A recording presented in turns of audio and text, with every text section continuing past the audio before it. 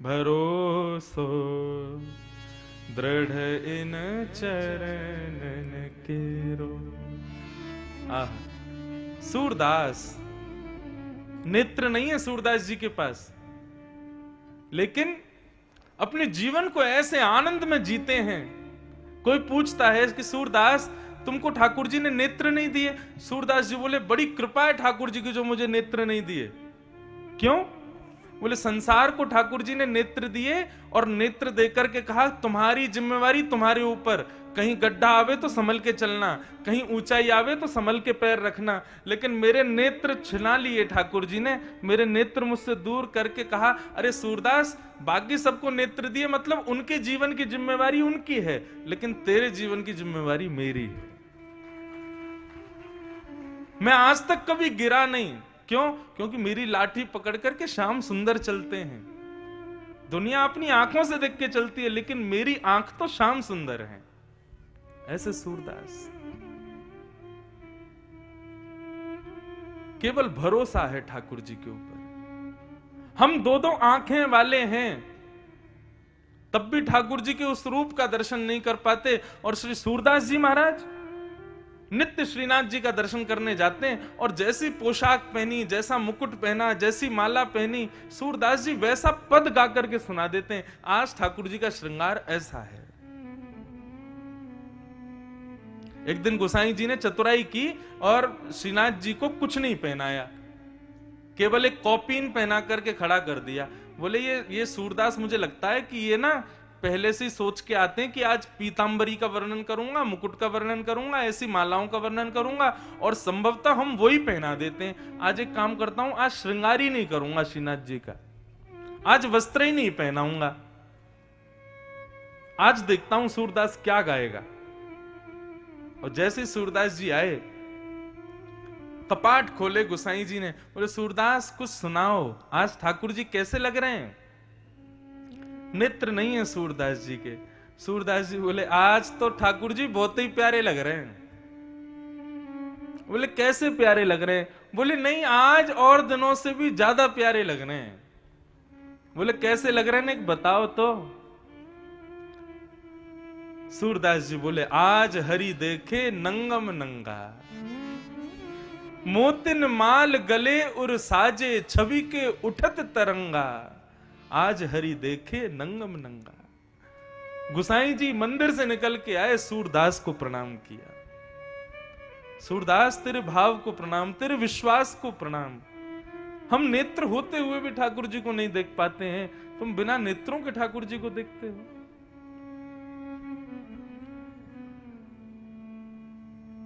कुछ नहीं किया सूरदास ने, केवल नाम पर भरोसा किया, केवल अपने नाथ के चरणों पर भरोसा किया। और हम नाम को और नाथ के चरणों को छोड़ के बाकी सब पे भरोसा कर रहे हैं। हिंदुओं जागो, वैष्णवों जागो, ठाकुर जी पे भरोसा करो, ठाकुर जी के साधारण से सरल से नाम पे भरोसा करो। वो वही सब कुछ है, और सब कुछ मिथ्या है संसार में।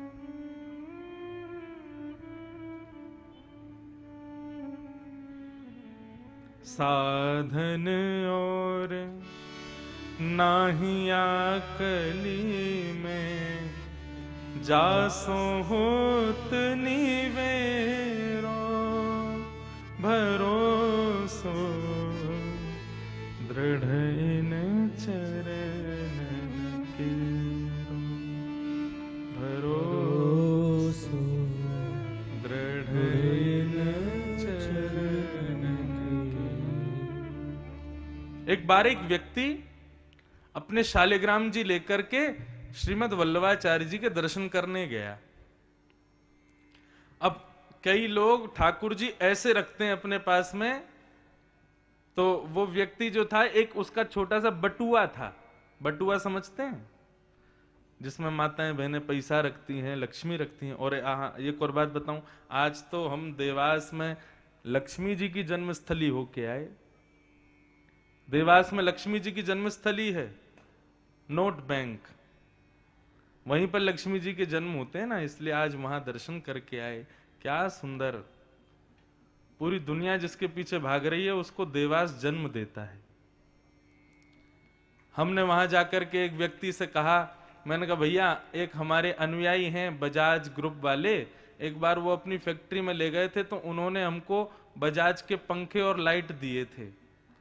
आज हम नोट बैंक में आए हैं तो यहां भी कुछ मिलना तो चाहिए। वहां फूलों के मालाएं पहना रहे थे जो वहां के अधिकारी थे। मैंने कहा यहां तो नोटों की माला पहनानी चाहिए। लेकिन अद्भुत था। और कितनी अच्छी बात है कि देवास में पूरे भारतवर्ष की जो नोट बैंक जहां पर नोट बनते हैं उसके अधिपति के रूप में साक्षात चामुंडा देवी विराजमान है। यहां की अधिष्ठात्री ही अपने नेतृत्व में, अपनी दृष्टि में, अपने ही संरक्षण में पूरे भारत को लक्ष्मी प्रदान कर रही हैं। यह अद्भुतता है, देख करके बहुत अच्छा लगा आज। और वहां जिस तत्परता से लोग काम कर रहे हैं वो सब बड़े सौभाग्य के पात्र हैं। 2-3 हमारे वहां श्रोता भी मिल गए, अंदर कार्यरत थे, कथा सुनते हैं। 1-2 ब्रज के भी मिल गए, तो देख के बड़ा अच्छा लगा। तो एक बार एक व्यक्ति श्रीमद् वल्लभाचार्य जी के पास में अपने ठाकुर जी लेके गया। ठाकुर जी क्या थे? शालिग्राम थे। और वो शालिग्राम कहां रखता था? एक बटुआ में रखता था। ठीक है, कभी कहीं आना जाना हो तो किसी प्रकार के भाव में ठाकुर जी को रखो, कोई बात नहीं। लेकिन वैसे तो ठाकुर जी को पूर्ण उनको एक सिंहासन पर बढ़िया उनको व्यवस्थित करके रखना चाहिए। कल हमारे लाल जी देखे सिंहासन पे ही रहते हैं और ऐसे ही घूमते हैं सब जगह। ठाकुर जी को ठाकुर जी के भाव से रखना चाहिए। अब वो व्यक्ति आया और शालिग्राम जी एक बटुआ में रख के लाया था। तो वल्लभाचार्य जी ने बुलाया, बोले आओ प्रसाद पाएंगे। तो कहीं बगीचे में थे तो उसने क्या किया, अपने ठाकुर जी शालिग्राम जी जो बटुआ में थे वो बटुआ एक पेड़ पर टांग दिया और पेड़ पर टांग करके वल्लभाचार्य जी के पास गया। वल्लभाचार्य जी बोले तुम्हारे ठाकुर जी भी आए ना साथ में, कहाँ हैं? तो उसने कहा कि मैंने ठाकुर जी तो वो पेड़ पर टांग दिए बटुआ में। वल्लभाचार्य जी को बड़ा बुरा लगा सुन करके, बोले ठाकुर जी कोई टांगने की वस्तु है, तुम उनको वहां पेड़ पर क्यों टांग आए? अरे ये अनुचितता है, जाओ जाकर के लेकर के आओ। जैसे ही वो व्यक्ति लौट करके गया तो उसने क्या देखा, उस पेड़ पर ना जाने कितने उसके जैसे बटुए टंगे हुए थे, बहुत सारे बटुए टंगे हुए थे। अब वो संकोच में पड़ गया, मेरा बटुआ कौन सा? लौट करके आया, वल्लभाचार्य जी ने लीला की थी, आके प्रणाम किया, बोले महाराज वहां तो मेरे जैसे बहुत सारे बटुए हैं। तो बोले तुम्हारे ठाकुर जी हैं, अपना बटुआ खोज लाओ उसमें से। तुम्हारे ठाकुर जी हैं, तुम्हारे साथ रहते हैं, तुमको पहचान तो होगी अपने ठाकुर जी की। उसने जा करके फिर से देखा, महाराज वो अपने ठाकुर जी को नहीं पहचान पाया। लौट करके जब आया तब वल्लभाचार्य जी ने उसको बहुत डांटा। बोले ठाकुर जी को केवल और केवल अपने ऊपर कृपा करवाने के लिए रखते हो साथ में, तुमको इतना नहीं पता तुम्हारे ठाकुर जी कौन से हैं? ऐसे बटुआओं के रूप में कहीं ठाकुर जी छोड़ते हैं? अगर इसी बटुए में पैसे रखे होते, सोने की सामग्री रखी होती, चांदी की सामग्री रखी होती, तो क्या तुम इस प्रकार पेड़ पर टांग देते? बोले नहीं, कभी नहीं टांगता। तो ठाकुर जी को क्यों टांगा?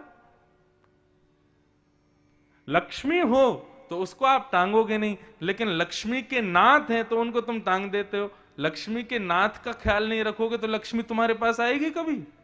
कभी नहीं आएगी। तब जाकर के उस व्यक्ति के मन में भाव आया और उसने अपने तब दोबारा गया तो एक ही बटुआ मिला, आकर के लाल जी को अपने हृदय से लगाया, फिर उनकी पहचान की, जीवन भर हृदय में रखा, सदैव उनकी दिव्य सेवा की और उनके प्रति पूर्ण न्योछावर हुआ। आजकल हम लोग सेवा करते हैं, लेकिन सेवा किस भाव से करते हैं ये विचारणीय बात है। दो बात होती है, मैं अपनी कथा में कहा करता हूं, एक होती है पूजा और एक होती है सेवा। पूजा और सेवा दोनों में अंतर होता है। पूजा का मतलब जहां पर आत्म सुख का भाव रखा जाए, और सेवा का मतलब जहां देव सुख का भाव रखा जाए। बहुत ध्यान से सुनिएगा मेरी बात को। पूजा का मतलब जहां आत्म सुख का भाव है, मुझे संतोष मिलना चाहिए, मुझे अच्छा लगना चाहिए, और उसके लिए मंदिर में खूब धुआं कर रहे हैं और ठाकुर जी के ऊपर दुनिया भर की मालाएं पहना रहे हैं, कुछ भी चढ़ा रहे हैं, कुछ भी खिला रहे हैं, कुछ ही का भी भोग लगा रहे हैं, ये होता है पूजा की विधि। लेकिन सेवा में ठाकुर जी के सुख का भाव रखा जाता है। अभी शीतकाल का समय है, ठंडी का समय है, इस समय अब ठाकुर जी की सेवा यदि करने वाला होगा ना, पूजा करने वाला ठाकुर जी को कुछ भी पहनाएगा, लेकिन सेवा करने वाला विचार करेगा कि मैं ऊनी वस्त्र पहनाऊं, ठाकुर जी को मोटे वस्त्र पहनाऊं, ठाकुर जी को कंबल में ढक करके रखूं, ठाकुर जी को मोजे पहनाऊं, ठाकुर जी के हाथ भी ढकूं, सुबह स्नान कराऊं तो गर्म जल से स्नान कराऊं, इत्र में गुलाब का ठंडा इत्र होता है, मोंगरे का ठंडा इत्र होता है, ये नहीं लगाना है, ठाकुर जी को हिना का इत्र लगाऊं, गर्म इत्र होता है। इस प्रकार के ये भाव प्रकट जब होते हैं ना, तब पूजा नहीं होती, तब सेवा होती है।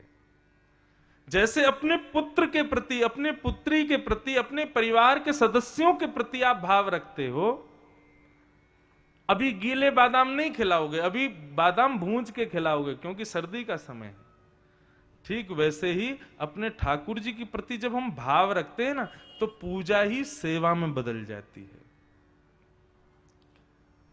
ठाकुर जी पूजा से कभी प्रसन्न नहीं होते, पूजा से आपको आत्म सुख मिलेगा, लेकिन सेवा से ठाकुर जी को सुख मिलता है। और वो सेवा कब होती है? जब विश्वास प्रगाढ़ होता है, विश्वास अनंत होता है हृदय में। हमारे साथ तो इतनी लीलाएं होती है हमारे ठाकुर जी की। रात्रि में ठाकुर जी की जलझारी में जल बदला जाता है। यदि किसी दिन जल नहीं बदला गया ना, तो रात भर प्यासा मैं रहता हूं। क्यों? कितना भी पानी पी लूं मेरी प्यासी नहीं बुझेगी। तब सुबह जब ठाकुर जी को उठाते हैं, मंगला आरती करते, तब पता चलता है रात में जल नहीं बदला था ठाकुर जी का, इसलिए ठाकुर जी ने मेरे को ही प्यासा रखा रात भर। किसी दिन ठाकुर जी को, अभी मैं कनाडा गया था, एक छोटी सी बात बता रहे हैं। तो कनाडा में अब वहां पे भोग वगैरह बनाते तो हैं लोग, लेकिन अब जैसा श्रीनाथ जी को भोग लगता है वैसा तो बनता नहीं है। वहां का आटा भी विचित्र है, घी भी विचित्र है, आलू टमाटर भी टेस्टलेस होते हैं, तो इतना आनंद आता नहीं। 1 महीना ठाकुर जी रहे, आप विश्वास माने 1 महीने तक मेरी खुराक 3 रोटी की या 4 रोटी की, मैं 5-5 6-6 खाता था, लेकिन तब भी मेरी भूख नहीं मरती थी। ऐसा नहीं होता पेट भर जाए। और तब मुझे ये लगता था मैंने कि मेरी भूख इसलिए नहीं पूरी हो रही क्योंकि ये भूखे बैठे हैं। जिस दिन कनाडा से आया हूं, अगले दिन ही 56 सामग्री बना के भोग लगाया ठाकुर जी को, तब मुझे तृप्ति हुई। हाँ, अब उनका पेट भर गया, अब वो आनंदित हो गए। तो सेवा जब करते हैं ना, तो आपके ठाकुर जी बोलते हैं, आपके ठाकुर जी लीला करते हैं आपके साथ में। लेकिन वो कब हो? जब पूर्ण भरोसा हो।